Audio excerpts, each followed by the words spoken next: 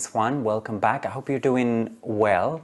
So despite all the sunshine that you saw in those clips that I took at my local park, it is actually not as warm as it could appear. It's not cold by any means. You know, we're very lucky here in the Canary Islands, but it's still not summer, okay? So don't be fooled by all that sunshine. So I'm having actually a cup of tea. I'm having this kind of ginger tea with spices. And I wish I could smell it because I think the best thing about it is the smell. But it also tastes really good.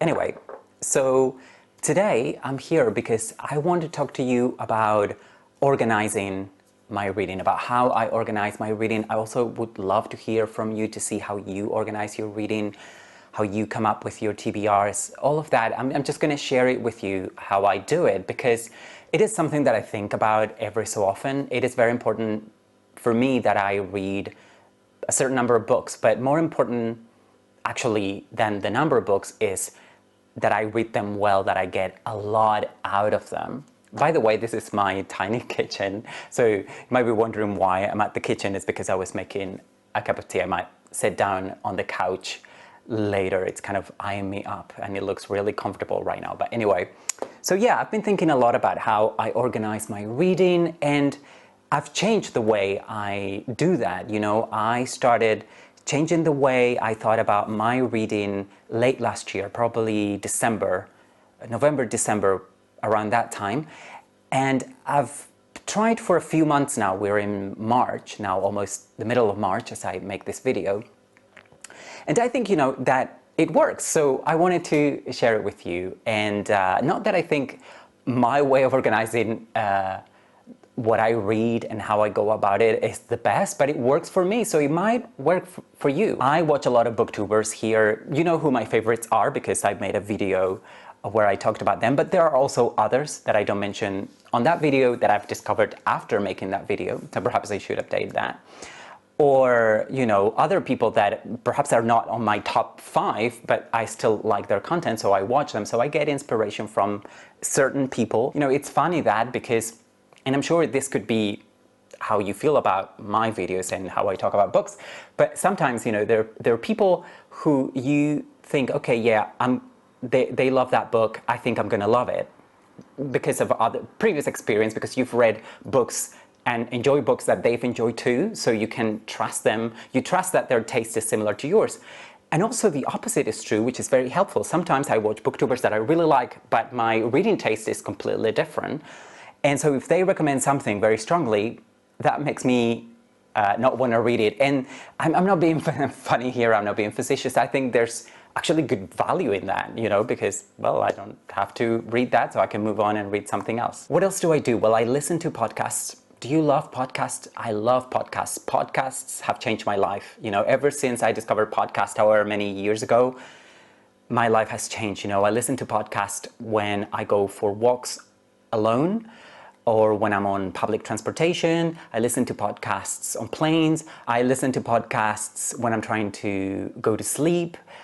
So kind of late at night when everything's quiet, and I love podcasts. And I have a varied interests like most people, but I really like books, obviously. So I listen to a couple of book podcasts. Right now, I think my favorites, I mean, this changes, but right now I love the New York Times Book Review podcast, which comes out every week, I think Saturday on my time zone anyway.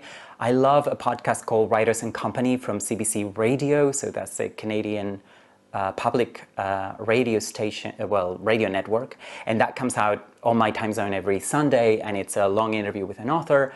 And there are others, and sometimes on non-book podcasts they might interview an author, so I'm always getting lots of suggestions from podcasts. I also read reviews online on different sites, mostly The Guardian from the UK, which I love because it's access to that is free. And also the New York Times. I have to pay for that, but it's actually not much, and it's really good value for money. For me, at least, I love the reviews. It doesn't sound like I read a lot of new releases, and certainly last year I didn't really. Only a few towards the very end of the year. But this year, I want to at least know what's out there, and reading reviews actually helps with that. So at least I know what's out there, and I know more or less what the books are about and their tone, and then I can choose to read them or not. And I might read them later on when they've actually garnered a bit of a reputation, or when the hype, if there is any, has quiet died down, because I'm kind of allergic to book hype. So yeah, so that's how I get my inspiration for books. Now, how do I actually do a TBR? Okay, so last year I had a spreadsheet that covered all the books I was supposed to read in 2021. So for the whole year, I planned my reading for the whole year. I didn't decide when I was going to read the books, but I decided what books I was going to read. I could read other books, but that TBR was like 75, 76 books. So which it's kind of like within my average of an annual reading. So I thought, okay, for sure I'll read those, and then I'll read other stuff, perhaps new releases. Of course, none of that happened. And I did read quite a lot actually, books from that year-long crazy-ass TBR, but not even half of them. So now I have a completely different approach. So every month I choose 4 or 5 books for the following month. So as the month goes on, I have a note on my phone, because I'm not a fan of, I don't have notebooks or things like that. So my phone, it's always with me, my smartphone. So I have a note on that, or several notes. So I open a new note and I go, well, March TBR or whatever. And then I add books to it. Sometimes I sit down and I do a whole TBR in one session of thinking, but also as the month progresses, if I come across a book, or if I get like the urge to read a specific book, well, I'm not going to spoil my plans for that month. So what I'll do is I'll add it for my TBR for next month. So always have 4 or 5 books. Of course, I'm a little bit flexible, so there's always room to add something, particularly at the end of the month, but only if I have already read all the books on my TBR, or if I'm pretty confident that I will, then I might add a new book, like kind of like a spare of the moment thing, so I don't lose that spontaneity that I really like, and that that keeps me alive. I do have different categories as well that the books need to fit into. Like, for example, for this year, I've decided that I want to read 1 book originally written in Portuguese every month. Okay, so I just have to think about books written in Portuguese. I choose one, there you go, it goes into my TBR for that month. Also, I want to read at least 1 female author. I end up reading more than one. And the reason for that, it might sound a bit funny, but the reason for that is that because last year I was doing classics and I made this TBR with a lot of the masterpieces, I wasn't choosing what masterpieces or what books are masterpieces. I went and found lists of, canonical lists and things like that. So most of the authors, not all the authors, but most overwhelmingly, the authors on that list on my TBR for last year were male. And I hated that. I don't like that. That's not the kind of reader I am. I'm really interested in all kinds of authors from all kinds of backgrounds. And to exclude more than half of humanity, so that didn't seem right. So I'm kind of, but since putting that into a criteria, I don't have to think about it. I look at it, and often I have 2, 3 books written by women that automatically, I want to read. And I don't want to read them because they're written by women. I want to read them because I want to read them. And then, of course, every month I have 1 book for my 12 books for 2022 reading project that I'll link to here and in the description box in case you want to find out more about it and perhaps read along with me. So, there are also other criteria, and the criteria are flexible, so they might change as the year goes along, but there'll always be certain criteria. Why? Because that makes it easier for me to be focused on my reading. So that idea of getting the most out of it, but also because that way it makes it easier for me to choose. I don't have to choose 5 books. I just have to choose a book in Portuguese, a book by a female author, a book in French, a book from Latin America. I don't know, whatever those criteria are, and they change. I also have to say, and you probably know this if you've been around for quite a while, that I mostly read ebooks anymore. And there is a reason for that. I do like ebooks. I've gotten used to them. I like the fact that I can change the size, the letters and all of that. It makes it really easy for me to read. I can read in the dark.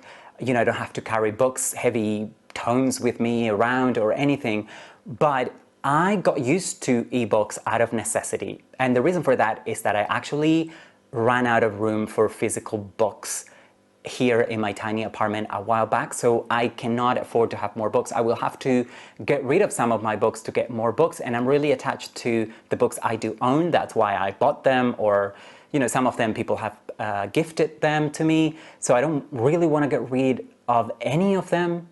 And even if I did get rid of quite a few of them, I still wouldn't have physical room for more books. So it's going to be ebooks for a while, at least until I move somewhere bigger, and I don't know if that will happen or when that will happen.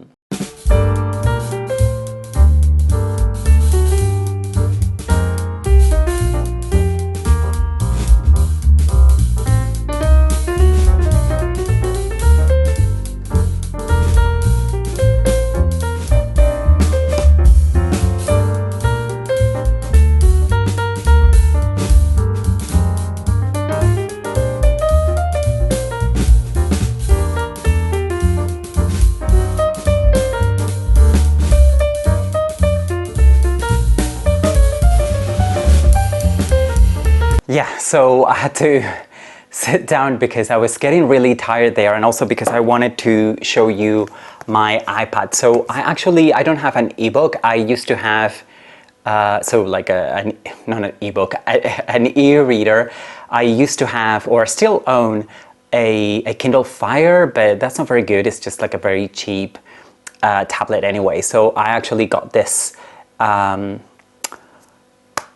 iPad, which is a few years old. So I have different apps, including the Kindle app on here, and I also subscribe to Script. This is not a sponsored video, I wish. So yeah, I get most of my reading done on this thing anymore. So what I do with my TBR every month is that I go back into my phone and check the note, and I mark the books as I read them. So when I start reading a book, I'll just write next to the title, reading. And once I have read it, I just remove the ing, so it goes read. And then I put reading next to the next one, and so on and so forth. And I also update Goodreads. That way I can go into my phone and either check Goodreads or the note, and I prefer to check the note. And I just see what I'm reading and what's next. And I do that every so often for motivation. So when I'm kind of finishing a book, I forget what I have to read next. So I go into that and go, oh, okay, I have these 3 books to read. So which one do I want to read? Because I don't write the TBR in order. I just put the 4 or 5 titles in there on the note, and then I'll just read in the order I feel like. So I can follow my mood in a way. I make sure that the books are quite diverse. They're different authors. They're never 2 books by the same author on the same month. And sometimes they're in different languages. They're from different time periods, different styles, very different, as different from each other as I can. So I make sure that I plan it. I put some thought into it, so then I don't have to think about it anymore during the month. And that allows me to kind of follow my mood a little bit, because I know that some of you are mood readers because you've told me, and I would have defined myself as a mood reader before, but I don't think that's 100% true. I also wanted to make this video because I've been thinking of different kinds of videos and different kind of formats that I want to try out to see if you like them, because I want my channel to expand in terms of the kind of content that I give you. I mean, still 100% focused on books, 100% focused on reading, 100% focused on the kind of books that we like, so literary fiction, classics, that kind of thing. But I also want to give you different formats because I think there are many different ways to talk about books. So I thought that I will start doing TBR videos. So at the beginning of every month, I will tell you what I'm going to read that month, but also kind of share with you why I've chosen the books that I've chosen. So I'm going to start that in April. We're already in mid-March, so it's too late to do that. But instead, I thought I would do this video, so I hope you get something out of it.